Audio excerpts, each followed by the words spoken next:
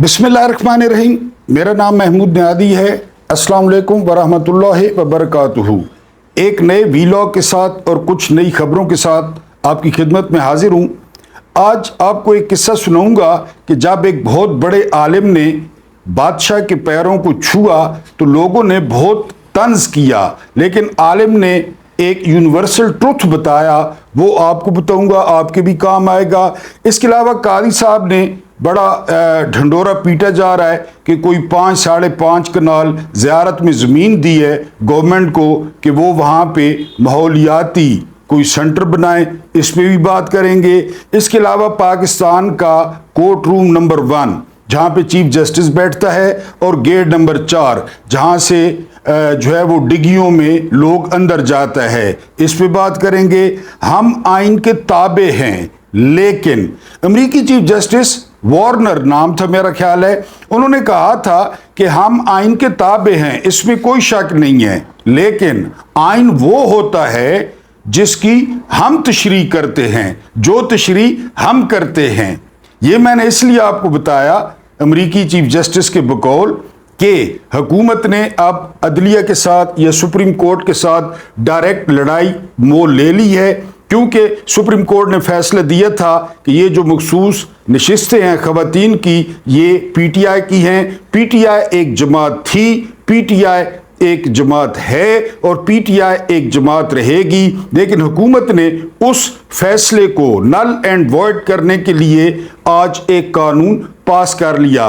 उस दिन भी आपकी खिदमत में अर्ज किया था कि हमारी ये आदत है, खुद बदलते नहीं कुरान बदल देते हैं। तो इन्होंने भी वो लूट का मार अपने पास रखने के लिए, वो माल मसरूका अपने पास रखने के लिए जो है वो कानून बना डाला कि जी जो एक दफ़ा किसी पार्टी में शामिल हो गया तो फिर वो किसी दूसरी पार्टी में शामिल नहीं हो सकता। हालांकि वादे तौर पे सुप्रीम कोर्ट ने कहा था कि 15 दिन के अंदर अंदर आप हलफनामा जमा करा दें, पीटीआई में शामिल हो जाएं, उसके बाद आपको मखसूस नशिस्तें मिल जाएंगी। लेकिन जाहिर है ये हुकूमत अब सियासी शहीद होना चाहती है, ये हुकूमत और तो कोई काम कर नहीं रही सिवाय महाजराई के।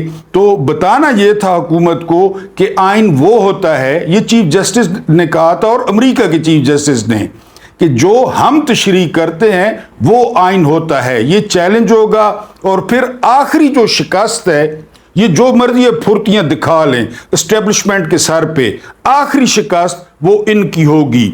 उसके बाद पाकिस्तान का कोर्ट रूम नंबर 1, यहां पे पाकिस्तान का चीफ जस्टिस बैठता है, जो भी हो, यानी वो साकिब निसार हो, वो उमर अता बंदयाल हो, वो कादी फादिस हो। क्योंकि आपको बता रहा हूँ ये कोर्ट रूम नंबर 1, मैं तो जाता रहता हूँ कि कोर्ट रूम नंबर 1 में जो है वो हमेशा चीफ जस्टिस बैठता है और वहाँ केसेस की समाअत करता है। और गेट नंबर 4 ये वो है जहाँ पे बाजवे के साथ मुलाकातें मारी जाती हैं, इफ्तारियाँ मारी जाती हैं, डाइट स्प्राइटें और डाइट 7 अप मंगाई जाती हैं, यहाँ से गुजर के साजिशें की जाती हैं और हुकूमतें गिराई जाती हैं।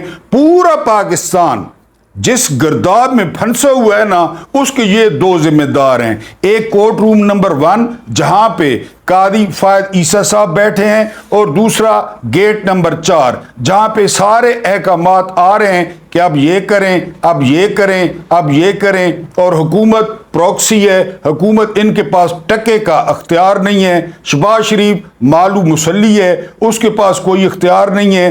तो पाकिस्तान की जो तारीख है, यानी आप शुरू करें ना जस्टिस मुनीर से।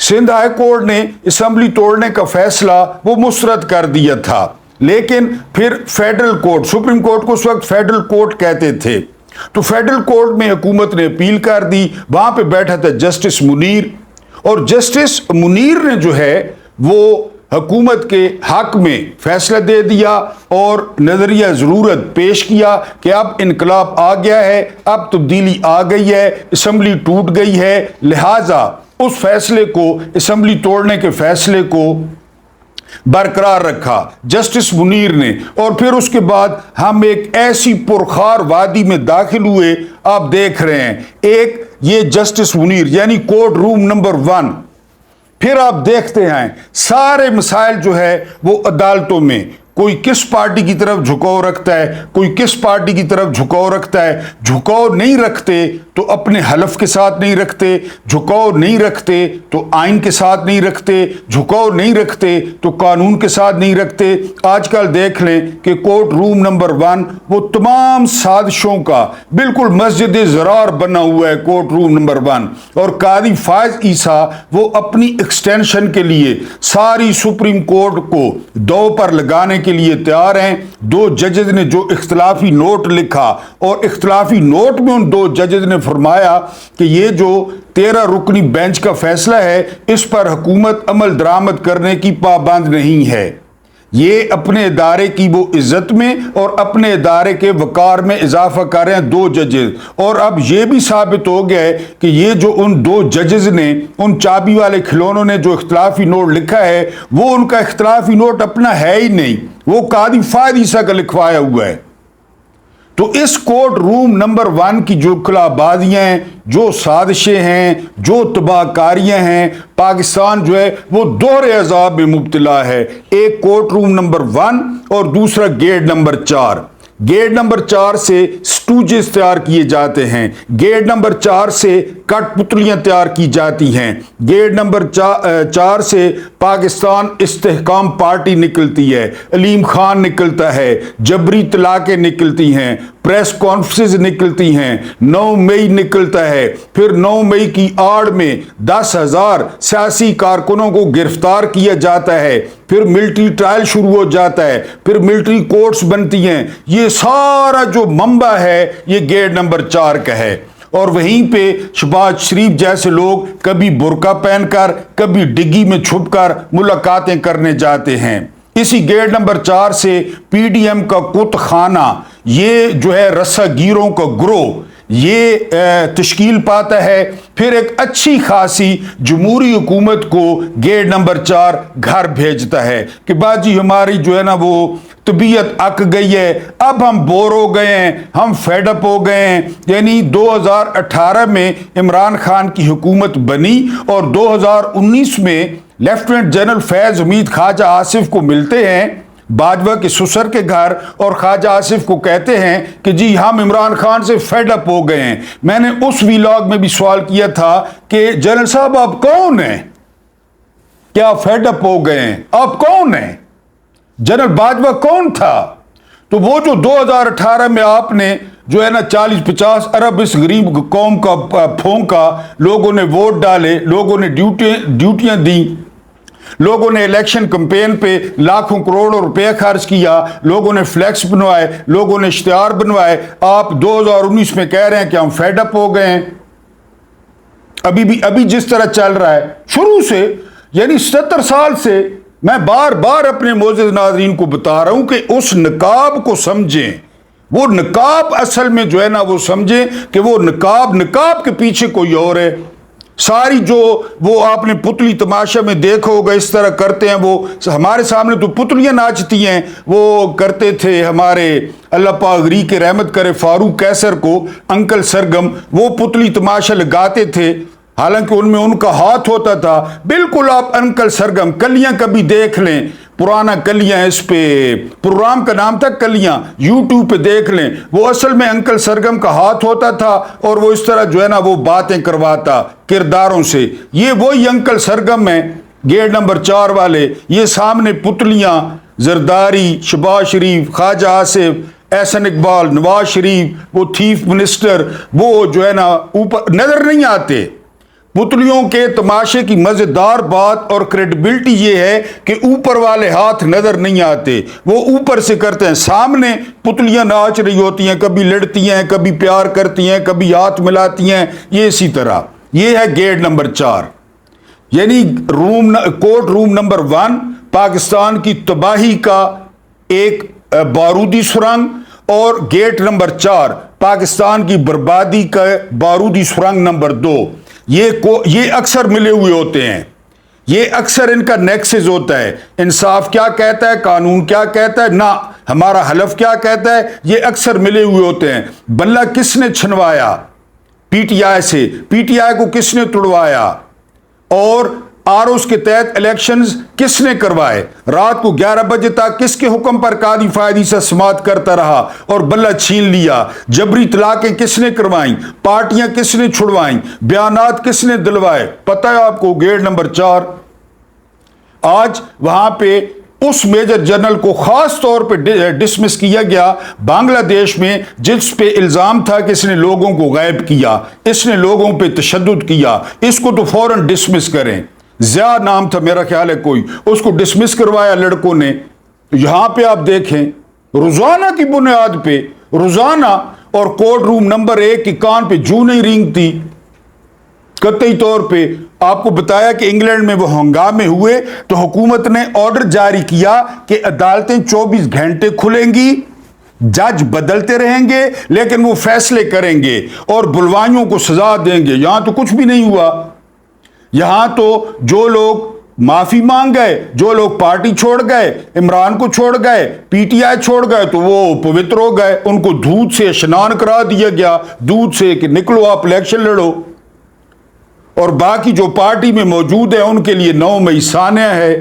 तो 2 बारूदी सुरंगें पाकिस्तान की तरक्की की, एक court room number 1 Qazi Faez Isa and company, और गेट नंबर 4। अंदर जो भी हो वो फेड अप हो जाते हैं। हम उकता गए हैं हॉरर मूवी देखते देखते, अब कॉमेडी मूवी लगाते हैं, अब टॉम एंड जेरी लगाते हैं, अब पिंक पैंथर लगाते हैं, अब जो है ना वो लगाते हैं, छोटा भीम लगाते हैं, अब जो है ना कीर्ति सनोन की फिल्म लगाते हैं, अब सनी देओल की फिल्म लगाते हैं। हम फेड अप हो गए हैं। हम गोल्फ खेलते खेलते फेड अप हो गए हैं। हमें धूप लगी है तो हमें खारिश हुई है, हम फेड अप हो गए हैं। ये 2 बारूदी सुरंगें हैं, याद रखना है। कोर्ट रूम नंबर 1 और गेट नंबर 4। उसके बाद जो है वो कादी साहब ने ज़ियारत में कोई 5 कनाल या 5 कनाल से थोड़ी सी ज्यादा वो जमीन वो सरकार को दे दी है, और इतनी ज्यादा तारीफें हो रही हैं और कंपैरिजन किया जा रहा है इमरान खान से कादी फैज ईसा का। एक तो कादी फैज ईसा, यानी मैंने बताया ना कि कादी फैज ईसा अब जब कूड़ेदान का हिस्सा बनेगा ना, लोग जस्टिस मुनीर को भूल जाएंगे। लोग जब भी मिसाल देंगे ना कादी फैज ईसा की देंगे कि उससे बददयानत, उससे खाइन, उससे खबीस, उससे लानती और उससे झूठा कोई चीफ जस्टिस पाकिस्तान की तारीख में नहीं गुजरा जितना कादी फैज ईसा था। यानी जस्टिस मुनीर के मजे हो गए हैं, यकीन करें। लोग जस्टिस मुनीर को भूल जाएंगे। रेडी वाले से पूछें, हजाम से पूछें, जो है ना वो किसी मजदूर से पूछें इस फैज ईसा के बारे में वो क्या ख्यालात रखता है। अब उसने गोंगलों से मिट्टी झाड़ी है और ज़ियारत में 5-5.5 कनाल ज़मीन हुकूमत को दी है। लेकिन एक रिक्वेस्ट है कादी साहब से कि पाकिस्तान का भला तब होगा अगर आप लंदन वाली जायदाद पाकिस्तानियों के नाम कर देंगे या बेच के पैसे दे देंगे तो पाकिस्तानियों का भला हो सकता है। और मज़े की बात यह है कि उसकी रसीदें भी आपके पास नहीं हैं, आप बता ही नहीं सके, ना आपकी मिसेज बता सकी कि वो आपने कहाँ से ली थी, किस तरह पैसे बाहर गए। आपकी मिसेज तो एक प्राइवेट स्कूल में टीचर थी, आपने किस तरह लंदन में जायदाद खरीदी, पाउंडों में आपने किस तरह जो है वो पेमेंट की। तो अगर आप लंदन वाली जायदाद अगर अतिया करें तो फिर इस कौम का फायदा हो सकता है। ज़ियारत में 5 कनाल 5.5 कनाल क्या मानी रखती है? ज़ियारत में कितनी कीमत होगी 5.5 कनाल की? इस तरह आपका इमेज बेहतर नहीं होगा। लोग इस तरह आपको अच्छे अल्फाज में याद नहीं करेंगे। लोग आपको अच्छे अल्फाज में याद करेंगे अगर आप इंसाफ करेंगे, अगर आप अपने हलफ पे चलेंगे, अगर आप कानून पे चलेंगे, अगर आप इंसाफ के मुताबिक फैसले करेंगे, अगर आप एस्टेब्लिशमेंट के चाबी वाले खिलौने नहीं बनेंगे, फिर लोग आपकी इज्जत करेंगे। लेकिन ये फिर भी लोग इज्जत कर सकते हैं अगर लंदन वाली जायदाद, वो लंदन वाली जायदाद, ज़ियारत वाली नहीं, पत्थर पहाड़ नहीं, ज़ियारत वाली नहीं। अच्छी जगह ज़ियारत मजेदार है। लंदन वाली जायदाद अगर कभी इस कौम के नाम करे ना तो गालियों में थोड़ी शिद्दत, ये तो मैं नहीं कह सकता कि आपको नहीं पड़ेंगी, पड़ेगी तो सही, وہ تو آپ کے مقدر میں لکھ دیا گیا ہے. آپ کوڑے دان کا حصہ تو بنیں گے, آپ تاریخ کے گٹر میں تو جائیں گے, لیکن ہو سکتا ہے تھوڑی گالیاں کم پڑیں. لیکن اگر آپ لندن والی جائیداد دیتے ہیں تب ان سے کچھ نہیں ہوگا. آپ عمران خان کے پیر کے برابر نہیں ہیں, آپ کدھر عمران خان کے برابر اور اپنا امیج بہتر کرنے کے چکر میں پڑ گئے ہیں. ایک عالم نے, بہت بڑا عالم تھا, اب ڈاٹ کنیکٹنگ آپ نے خود کرنی ہے, کیونکہ آپ نے تہیہ کر رکھا ہے کہ مجھے یا آپ نے لتر مروانے ہیں, مجھے یا آپ نے پھانسی پہ چڑھوانا ہے, کچھ کام خود بھی کر لیا کریں. ایک بہت بڑا عالم تھا, تو بہت زیادہ رش تھا, بادشاہ بیٹھا تھا, تو وہ عالم آیا, اس عالم نے بادشاہ کے پیروں کو چھوا, بادشاہ نے اس کی کمر پہ ہاتھ رکھا. جب عالم واپس گیا, بادشاہ اٹھ گیا, لوگوں نے بہت زیادہ لان تان کی, تنقید کی, طنز کیا کہ تم اتنے بڑے عالم ہو اور بادشاہ کو پیروں پہ ہاتھ لگا کے تم ملے ہو, تو تم کون سے عالم ہو؟ تو عالم نے جواب دیا, میں کیا کروں, میری مجبوری ہے, کیونکہ بادشاہ کے جو کان ہیں وہ پیروں میں ہیں, بادشاہ پیروں سے سنتا ہے. اور یہی حال ہمارے بادشاہ کا ہے, پیروں پہ ہاتھ لگاؤ تو وہ سنے گا, اس کے کان بھی پیروں میں. خلق خدا کی جو آواز ہے, جو نکارا ہے, جو ہے نا خدا ہے, وہ نہیں پہنچتی. ہاں معافی مانگ لو, پیروں کو ہاتھ لگا لو, کان پیروں میں ہیں, خبریں اور بھی ہیں, لیکن آپ بور ہو جاتے ہیں کہ جی وی لاگ لمبا ہے, گلہ شکوہ کرتے ہیں. اللہ پاک آپ کو آسانیاں عطا فرمائے, آسانیاں بانٹنے کی توفیق عطا فرمائے. اللہ پاک آپ کے اور میرے مرحومین کی مغفرت فرمائے. اللہ پاک ان کے ساتھ عدل کا نہیں, رحم کا اور احسان کا معاملہ فرمائے. اور یہ بھی ذہن میں رکھیں کہ وہاں پہ معاذ اللہ, استغفر اللہ, قاضی فائد عیسیٰ والا عدل نہیں ہوگا. مجھے برداشت کرنے کا بہت بہت شکریہ.